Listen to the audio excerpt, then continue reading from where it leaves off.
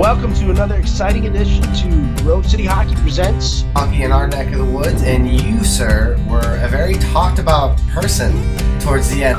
I'm a fifth-year senior, kind of. Well, it's my sixth year of college. Incredible.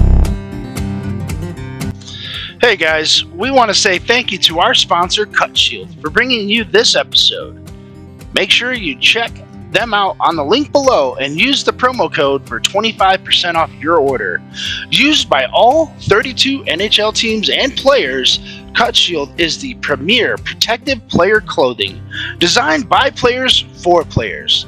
Their innovative cut-resistant clothing has prevented serious injury to numerous players, including over 30 NHL players. Cut Shield gives you the peace of mind to go out and play without worrying about injury. Use our promo code GroveCityHockey, all lowercase and no space, for an additional 25% off your order today.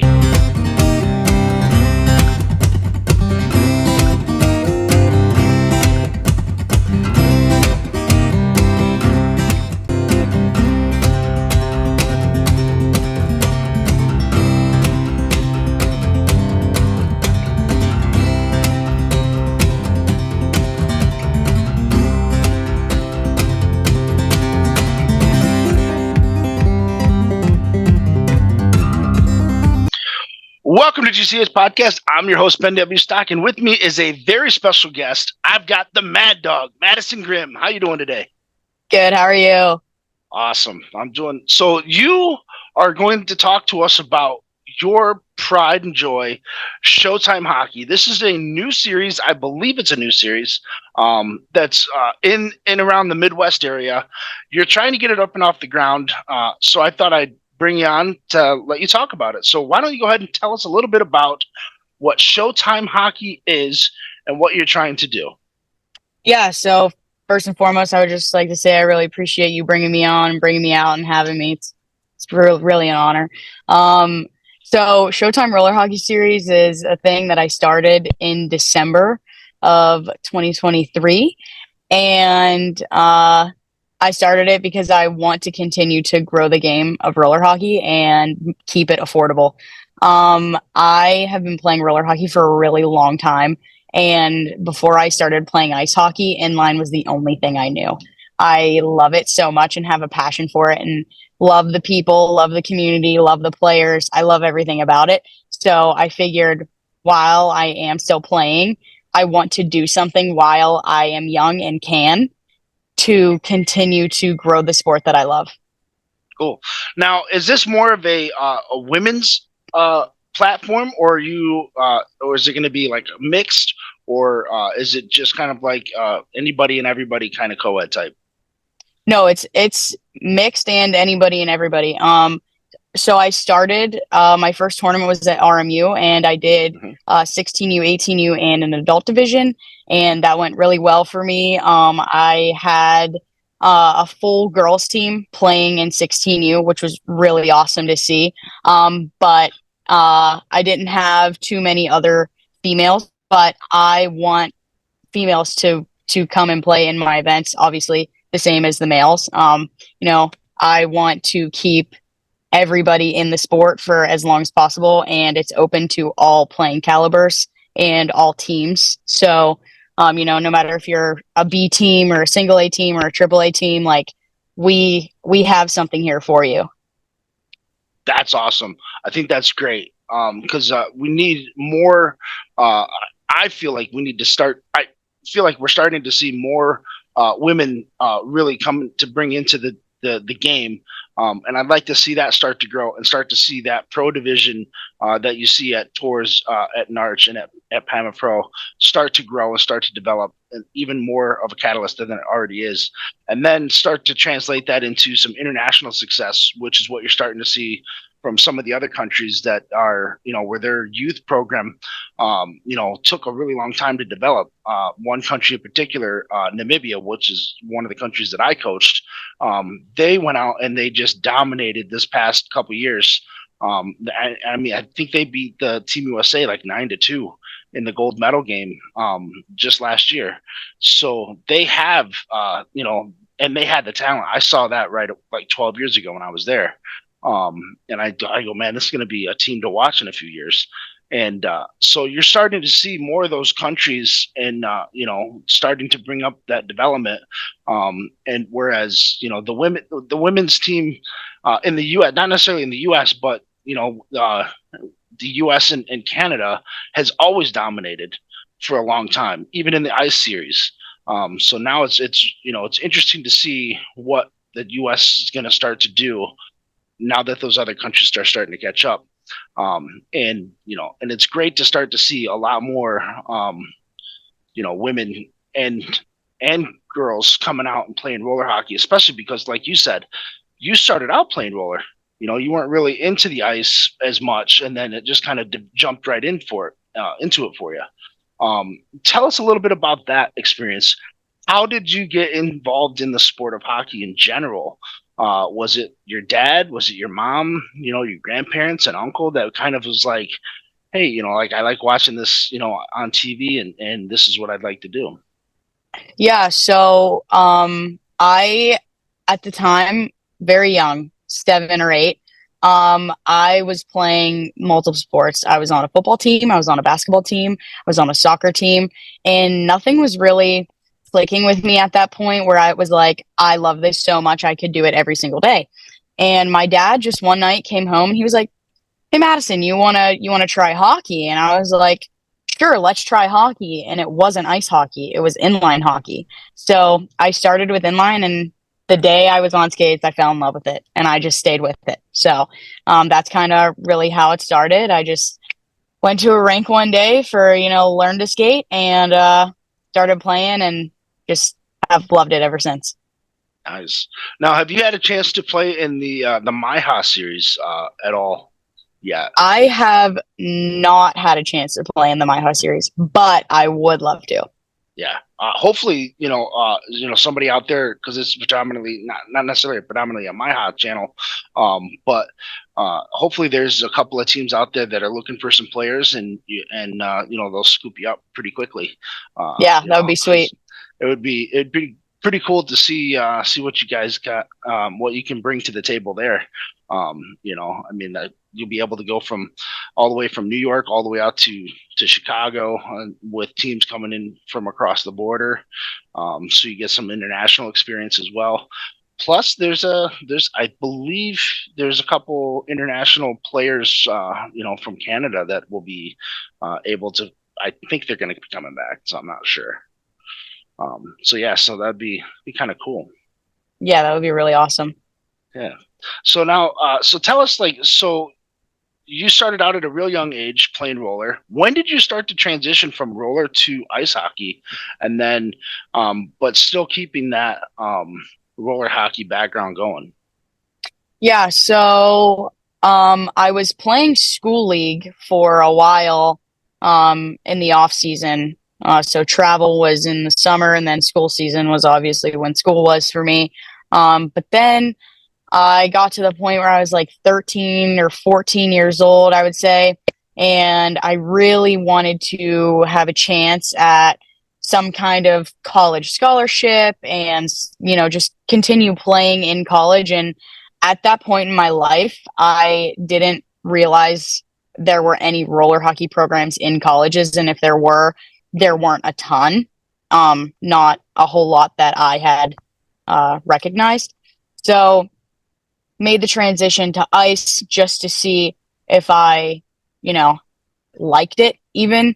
And I did, and it did give me more opportunity to further the game that I love, as well as my education. So I, made the transition, but I still played in your typical, very casual Tuesday night leagues with, some of my very good travel roller friends. And I still played competitively while I was playing ice. So I was still on travel teams and tournament teams while I was in season for ice. So definitely had to figure out how to keep a balance with my schedule, because I was on 2 ice teams and, and at least 1 or 2 inline teams, and then school. But I managed, and, it's a game that I love. So playing it every single day sounded, like a dream to me as a kid. So.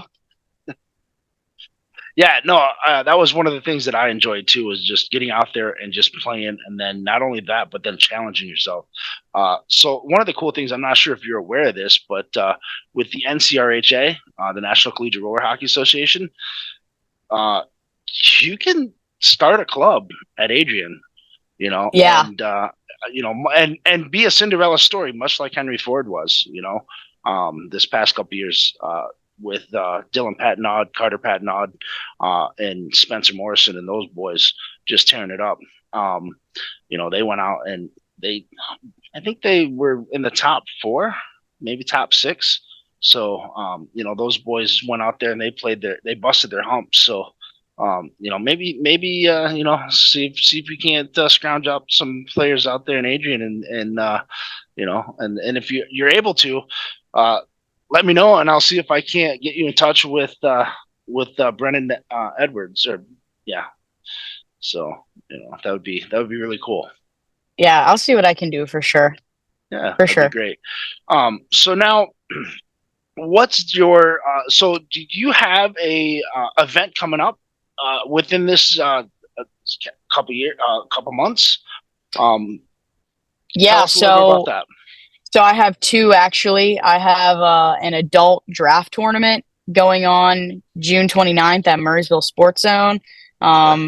It's right outside of Pittsburgh, and I do have a couple of spots left. At this point, I have 1 goalie spot left, and I think like 14 skater spots left.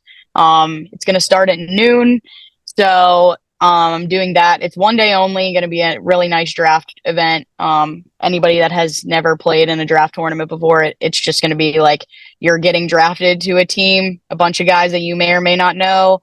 Then you go out and just play your heart out, and only the best is going to win. So that's going to be a really fun event. And then I have another tournament event. It's 3 days, Friday to Sunday, July 12th through the 14th. At RMU. It's a really nice facility. If anybody watching has never been there, kind of the gist is like it's like 2 outdoor rinks. They kind of have this umbrella over the rinks for like weather protection, but the sides of the rink are like open, so a lot of sunlight. You kind of are in the environment and playing in a rink at the same time, so it's really nice there. One of my personal favorites. So, I'm just going to have that. And I have 12U, 14U, 16U, 18U, and adult divisions open. So I really expanded, and I'm just trying to get as many teams as I can to come out and play. It's going to be really fun, really competitive. So, just going to have a great time. That's awesome. Now, I don't know. Do you know Brian Bird then? He is the Robert Morris University's head coach for the roller hockey program. Actually, I am familiar with the name. I've never personally met him, but I do know of the name. A few of my friends do play at RMU, so. Oh, that's awesome. Yeah. Yeah. He was on the pod not too long ago, so he's definitely a great guy. Maybe one of those guys that you can reach out if you ever need to have any, if you're looking for a couple of subs to fill up those last few remaining roster slots. You can always hit up the boys at Grove City Hockey as well. Those guys are always looking for an event to play in, and so yeah, for sure. I'm hoping to have a lot of Grove City guys just come out and give Showtime a shot, and may the best team win. So hopefully I see the guys out there. Yeah, that would be great. So let's talk about some of your favorite hockey moments, man. Do you have anything that particularly sticks into your brain that was like, hey, this is the moment or this is the memory that I'm going to remember forever? One of my favorite memories is when my uncle took me to my very first hockey game. I went with my uncle and my grandfather, and both of them were sitting right beside me, standing up during pregame. And unbeknownst to me, my uncle was pointing down and at the one of the Colorado players that was warming up, asking for a puck. And that guy shot the puck over the glass, and my uncle barehanded caught it. My uncle's a phenomenal softball player, baseball player, and he just caught it barehanded and handed it to me, and I was just hooked ever since. So do you have any kind of memories like that or maybe even watching a triple overtime, game at your grandparents' house that I did with my other grandfather, who was never really into hockey, but would watch the Stanley Cup Finals with me. Yeah, for sure. So, I think something that really, solidified it for me was, kind of the first time I scored a goal, like my whole life. So I play defense now, but as every kid sort of starts out at forward. So it was a forward, and one of my line mates just passed it right over to me, and I had like a one-timer backdoor goal. And I was kind of like, wow, I just did that. That was pretty cool. So that was like, an 8U moment of my life. But something that really was like my favorite moment ever was the first time I went to the national tournament with my Inferno team. And we won the national tournament after being down 2 goals against Farm Tough. Definitely Farm Tough, like great hockey program, phenomenal hockey program. They always bring it, always. And, we found out who we were playing, and we were like, you know what, we can do this. We just got to hold it together. And we were down by 2 goals, and it was kind of getting late in the game. But you know what, we just stuck with it, and we ended up pulling out a win that day. And that was my favorite moment. It was the Tours Nationals. It was awesome. Yeah, Peter Dale has definitely got that Farm Tough crew. Always clicking on all cylinders. So to be able to beat a team coached by Peter Dale is an impressive feat in and of itself. Yeah. So yeah, congratulations on that. Thank you. Much appreciated. Yeah. So, all right. Well, that's going to do it for this episode. Madison, I cannot thank you enough for talking to us about Showtime Roller Hockey Series. Again, go ahead and give us a plug on those events one more time, and we'll send it home. Yeah, so June 29th, Murraysville Sports Zone, and then July 12th through the 14th at our Island Sports Center. If you don't know our website link, go to our Instagram, Showtime Roller Hockey Series, and you can find all of the links in our bio, and you just click on it, it'll tell you the titles of how to register and where to register. And if you still can't find us, please email me at showtimerollerhockeyseries@gmail.com.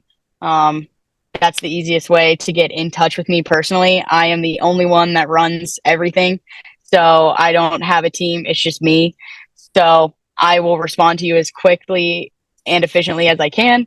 But I'm always down to just send everybody messages and get back as soon as possible. So please feel free to reach out. Yeah, and I can attest to how fast she responds back, because I sent an email notification for the Zoom link 5 minutes before we were supposed to go on. So she's quick. So, all right, MadDog.